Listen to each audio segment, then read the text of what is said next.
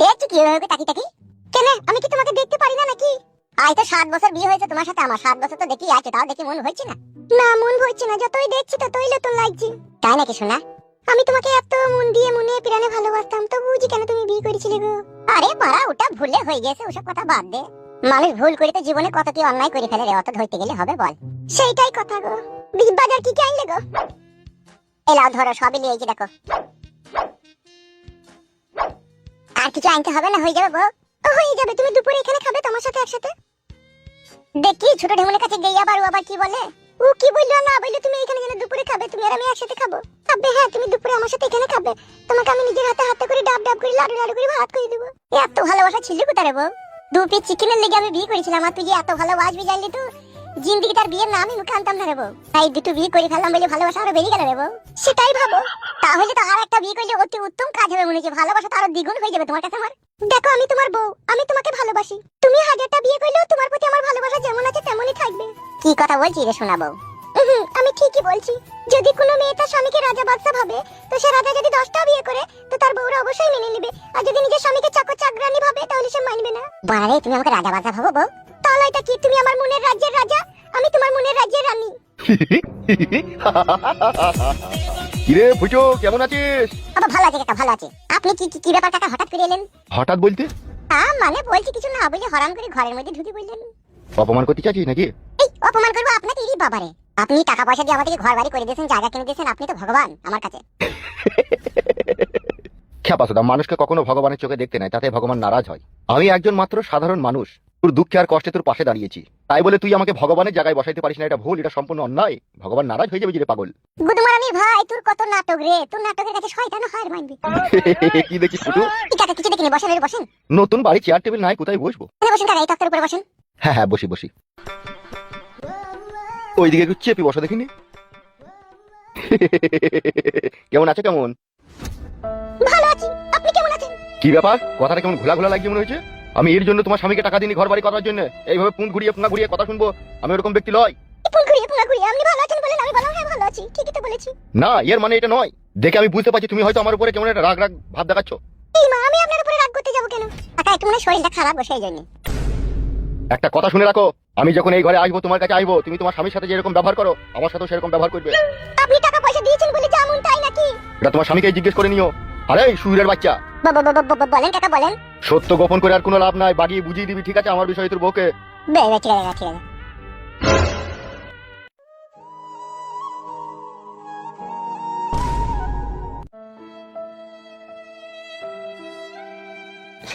কি হয়েছে বলো তো? তোমার সামনে এরকম কথা বলে এমএলএ সাহেব তুমি কিছু বললে না, কি হয়েছে গো? তুমি আমার গা ছুঁয়ে বলো, সত্যি কথা বলো, তুমি একটা মিথ্যে কথা বলবে না। ও এরকম কথা বললে তুমি চুপচাপ থাকলে, তুমি কিছু বললে না কেন বলো? আমি আর তোমার কাছে কোনো জিনিসটাই আর গোপন করব না, সত্যি কথাটাই তোমাকে বলবো বউ। তুমি সত্যিটাই বলবে, বলো কি হয়েছে, সত্যিটাই বলো।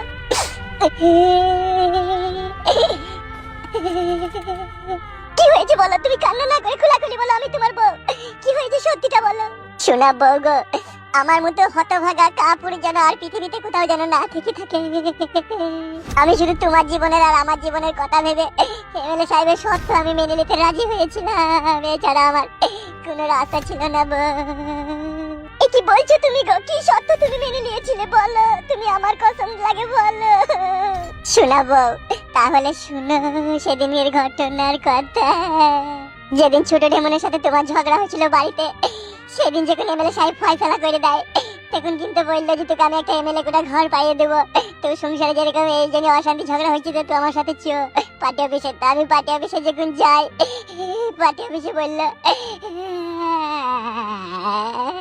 কি বললো, কি বলেছে গো? এমএলএ সাহেব বলছে বোকাচোদা, দুটো বিয়ে মারিছিস, এই মুহূর্তে তো তোকে ঘর দেবে না সরকার থেকে, তো তোর নাম যাবে উপরে কনফার্ম হয়ে আসছি, 1-1.5 বছর সময় লেগে যাবে। তা তুই এক কাজ কর, এখন এই অশান্তি ঝগড়া থামানোর একটাই রাস্তা আছে, তুই আমার বাড়ি চো, আমি তোকে ক্যাশ 2 লাখ টাকা দেবো, তো ঘর বাড়িটা করে নিবি। আমি যখন বাড়ি গেলাম, এমএলএ সাহেব এদিক ঘরের ভিতর থেকে 2 লাখ টাকা ক্যাশ বাই করে আনলো, আমার হাতে টাকাটা দিয়ে বললো এক কাজ কর, জায়গাটা কিনে ঘর বাড়িটা করে লেগা, ঠিক আছে, তুই সুখে শান্তি বাস কর, কিন্তু একটাই শর্ত তোর সাথে আমার। আমি বললাম ঠিক আছে কাকা বলেন কি শর্ত আছে? খানকি ছেলে শুয়ে বাচ্চা দেখুন বলছে, তোর বউয়ের সাথে তুই যেরকম ব্যবহার করিস আমিও সেরকম করব। কিন্তু তুমি বিশ্বাস করো বউ, আমি এই সত্য মানতে রাজি হয়নি গো।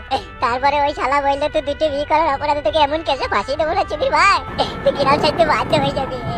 আমাকে কাটে গজালে লাগিয়ে দিয়েছিল। যে আমি চিন্তা ভাবনা করে দেখলাম এই শালার কথা যদি না শুনি আমার জীবনে সব কিছু হারিয়ে যাবে। সেই জন্য আমি দেখলাম আমার জন্য সব জীবন ধ্বংস হয়ে যাবে, তাই এখান কি ছেলে সত্যটা আমি মেনে নিই। সেই জন্য এমএলএ সাহেবের সত্যটা আমি মেনে নিয়েছিলাম। আর এমএলএ সাহেব তোমার সাথে সহবাস করবে এটাও আমাকেও বলে দিয়েছিল, আমি তাতে রাজি হয়েছিলাম। তুমি কি করেছো গো? তোমার চোখের সামনে অন্য এক পরপুরুষ আমার সাথে সহবাস করবে, তুমি সেটা মেনে নিতে পারবে? পারবে তুমি? কি করবো বউ, এখন তো আর কিছু করার নাই। এখন তো আমি ওর শর্ত মেনে নিয়েছি, টাকাও নিয়ে নিয়েছি, ঘর বাড়িও করে নিয়েছি। এখন যদি ওর কথা তুমি আর আমি অবাধ্য হতে যাই, যাহার আমি লোক কোন ক্যাসে ফাঁসি দিয়ে জীবনটাই ধ্বংস করে দেবে তোমার আর আমার। বুঝতে পেরেছি তোমার জীবনের দুঃখের কথাটা, আমি বুঝতে পেরেছি স্বামী। তুমি আর কেঁদো না, বুঝতে পেরেছি আমি। এখন বুঝতে পারছি বাস্তব কত বড় কঠিন আর সত্য। তুমি সবারই চিন্তা ভাবনা করে তুমি এই কথাতে রাজি হয়েছিলে, এখন বুঝতে পারছি। হ্যাঁ শোনা বাবা, হ্যাঁ অনেক ক্ষেত্রে আমি শুনেছি মানুষ মানুষকে ভালোবেসে তার জন্য জীবন দেয়। তুমি আমার স্বামী, আমি তোমার স্ত্রী, আমি তোমাকে ভালোবেসে তোমার জন্য এটুকু সামান্য জিনিস আমি অবশ্যই করব, কিন্তু তার আগে তোমার কাছে আমার একটা শর্ত থাকবে। বেশ ঠিক আছে, বলো শোনাবো। তুমি আমাকে কখনো কোনোদিনও খারাপ ভাববে না তো আমি তোমার জন্য যদি এই কাজটা করি? কি করবো শোনাবো, মন তো আমার চাই না, কিন্তু আমি যদি নিরুপায় আমার যাই পাথরে হাত চাপাবো। বেশ ঠিক আছে, তুমি কান্না করো না, আমি তোমার হয়ে এই কাজটা আমি অবশ্যই করব, যেহেতু আমি তোমাকে ভালোবাসি, তুমি আমার স্বামী।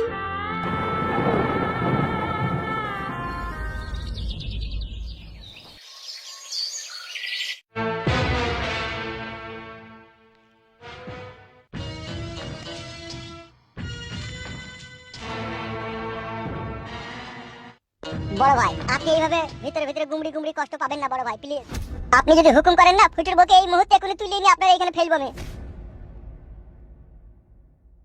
আপনাকে আগেই বলেছিলাম আমি 2 লাখ টাকাটা দেওয়ার সময় ভেঙে নেবেন, কথাবার্তা ফাইনাল করে ভেঙে নেবেন, কিন্তু আপনি কি ভেঙেছেন আপনি নিজেই জানেন। আমি তো সুরের বাচ্চা ফুটুকে বলেই দিয়েছিলাম যে তোকে 2 লাখ টাকা যখন দিচ্ছি তোর বউ মানে আমার বউ, এটা ইয়ার থেকে আবার কি বলবো?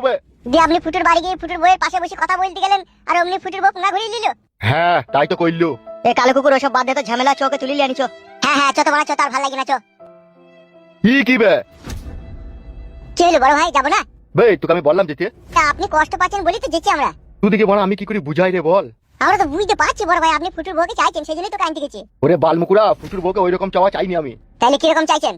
তোরা তো ভালোভাবে জানিস আমি কোনো বিয়ে শাদী করিনি, আমার ঘরে বউ নাই, সেই জন্যই আমি বিয়ে না করি পরের বউয়ের ভালোবাসাটা নিজের কাছে উপভোগ করবো বলে ওকে আমি টাকাটা দিয়েছিলাম। আমি জোর জবস্তি করলে তো বহুত কিছুই করতে পারি, আমি করিনি কেন? আমি চেয়েছিলাম ফুটুর বউ আমাকে তার নিজের স্বামী ভেবে আমার পাশে এসে আদর করে বসবে, আমার সাথে সুখ দুঃখের কথা বলবে, আমার সাথে সময় কাটাবে, সে মন থেকে সবকিছু খুলে দেবে আর আমি সবকিছু করবো। সেই জন্য তাকে আমি ওই 2 লাখ টাকাটা দিয়েছিলাম, ঘর বাড়ি করে দিয়েছিলাম। কিন্তু আমার মন বলছে ফুটু সুরের বাচ্চাকে এই গোপন কথাটা মনে তোর বউয়ের কাছে লুকিয়ে রেখেছে। হয়তো পারে না হবার কিছুই নাই। হ্যাঁ এতক্ষণে বুঝতে পারছি, ও হয়তো ওর বউকে বলেনি, ওই জন্য ওর বউ না ঘুরিয়ে দিয়েছিল।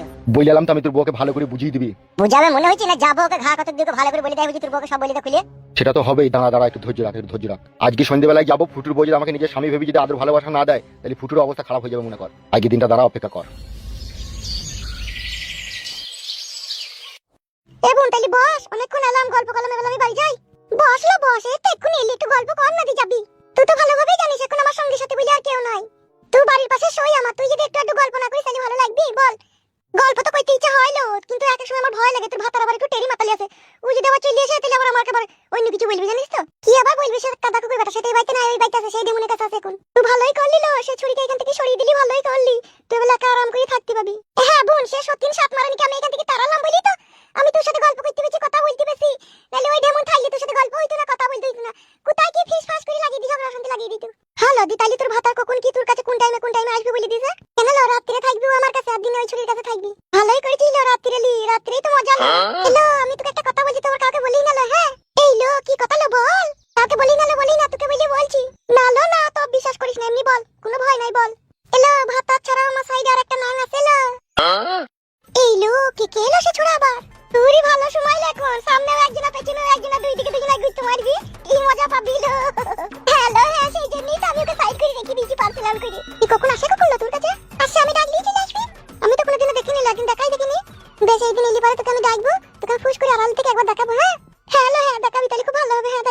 হ্যালো, তোকে একটা কথা বলবো? হ্যাঁ বল। হ্যালো, আমার জন্য একটা দেখ কেন? আমারও তো ওই হেতিরে কমজোরি আমার স্বামীর। কেন পাচ্ছি না ঠিকঠাক ভাবে তোকে দিতে? পাচ্ছি, সেরকম পারে না। ফাদা কুকুর বেটা সেরকম পারে না। ও ভইলেই পড়ে যায়। কি লো, ভইলেই পড়ে যায়। হ্যালো, হ্যাঁ ওই 4 বছর থেকে ঘষা মাজা করে। হ্যালো, তাইলে শোন, বল।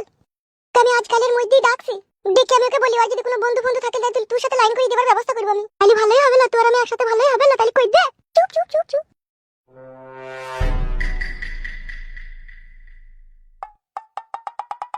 কি ব্যাপার? কিসের গল্প হয়েছিল? ওই পুস্তিতে পড়ে রাখবো তাই সেই গল্প হয়েছিল। ভালো আছো ভাই তুমি? ভালো তো আছি। তুমি ভালো আছো তো? হ্যাঁ ভাই ভালো আছি, ভাই ভালো আছি। বোন তাহলে বস, আমি আসছি। হ্যাঁ আবার পরে কথা হবে। কেন লো বস?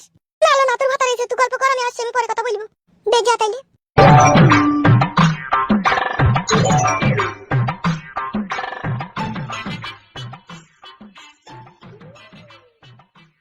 কি হলো? কি এইভাবে মুখ পানে তাকাইছি কেন?